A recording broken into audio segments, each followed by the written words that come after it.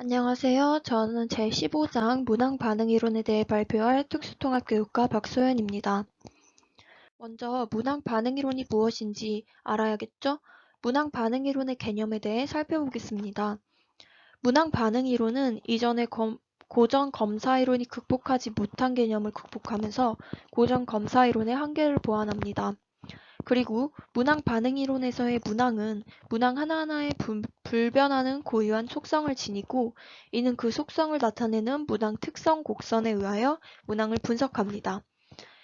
마지막으로 문항 반응 이론을 전개하기 위해서는 1차원성 가정과 지역 독립성 가정이 충족되어야 합니다.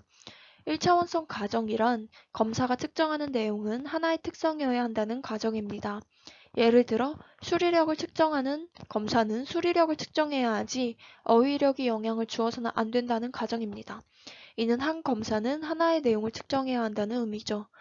둘째, 지역 독립성 가정이란 어떤 능력을 가진 피험자의 하나의 문항에 대한 응답은 다른 문항의 응답에 영향을 주지 않는다는 가정으로 어떤 문항과 다른 문항의 답을 맞힐 확률은 상호 독립적이라는 의미입니다. 앞에서 말했던 문항 반응 이론은 고전검사 이론의 한계점을 극복했다 했는데요. 이는 문항 특성 불변성과 피험자 능력 불변성이 있습니다. 문항 특성 불변성이란 문항마다 고유한 특성이 있고 문항 분석의 대상이 되는 집단이 달라져도 변하지 않음을 의미합니다. 피험자 능력 불변성이란 피검사자는 고유한 능력 수준을 가짐을 의미합니다.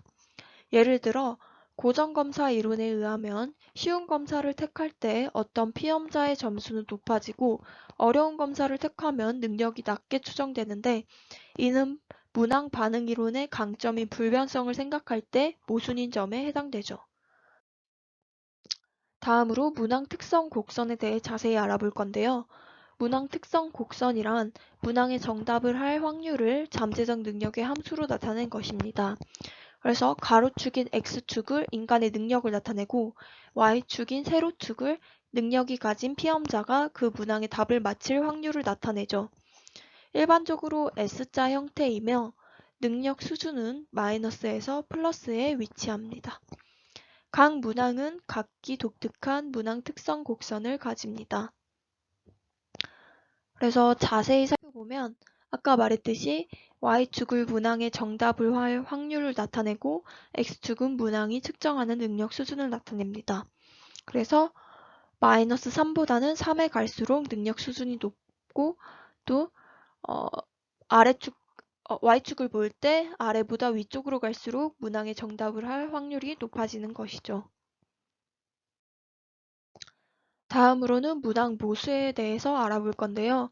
문항 모수란 세 가지가 있습니다. 문항 난이도, 문항 변별도, 문항 추측도. 먼저 문항 난이도에 대해 알아볼 겁니다. 문항 난이도, 즉 문항 곤란도라고도 하며 이는 문항의 어려운 정도를 나타낸 것입니다. 그래서 이 그래프를 보면서 함께 알아볼 건데요. 옆에 그림을 보면 1번 문항은 주로 능력 수준이 낮은 피험자들에게서 가능하고 3번 문항은 보다 능력 수준이 높은 피험자 집단에서 가능함을 알 수 있습니다. 그러므로 직감적으로 3번 문항이 1번 문항보다 어렵다는 사실을 알 수 있죠. 또한 문항 난이도는 문항의 답을 맞힐 확률이 0.5에 해당되는 능력 수준의 점을 의미합니다. 그래서 보면 0.5에 해당되는 능력 수준의 점을 의미하고 즉 문항 난이도란 문항의 답을 맞힐 확률이 0.5에 해당되는 능력 수준의 점을 말하며 베타 혹은 B로 표시합니다. 문항 난이도의 이론적 범위는 마이너스 무한대에서 플러스 무한대에 존재하나 실제로는 마이너스 2에서 플러스 2 사이에 일반적으로 존재하며 그 값이 클수록 그 문항은 어렵다고 해석됩니다. 즉 3에 갈수록 난이도가 어려워지는 것이죠. 아래의 표는 문항 난이도 이론에 의한 언어적 표현인데요. 이는 어떤 절대적 기준이라기보단 이해를 돕기 위한 서술적 표현에 해당됩니다. 다음의 문항 모수는 문항 변별도인데요. 이는 문항이 피험자를 능력에 따라 변별하는 정도를 나타내며 아까와 같이 0.5에 대응되는 문항 특선의 기울기를 보는 것입니다. 기울기가 높을수록 변별력이 높습니다. 대부분 0에서 2 사이에 분포합니다. 그래서 이 표를 살펴보면 1번 기울기와 2번 기울기, 3번 기울기를 제가 표시해 보았는데요. 기울기를 살펴볼 때 기울기 정도는 1번, 2번, 3번 순서이고 1번이 기울기가 가장 크므로 변별도가 가장 높음을 알 수 있습니다. 이는 즉 피험자를 잘 변별해 준다는 이야기입니다. 문항 축축도란 능력이 전혀 없는 피험자는 문항의 답을 전혀 맞히지 못하나 실제 시험에 있어서 능력이 전혀 없는 학생도 추측에 의하여 문항의 답을 맞힐 수 있다는 것을 말합니다. 이를 문항 축축도라고 하며 문항 특성 곡선에 의하면 다음과 같습니다.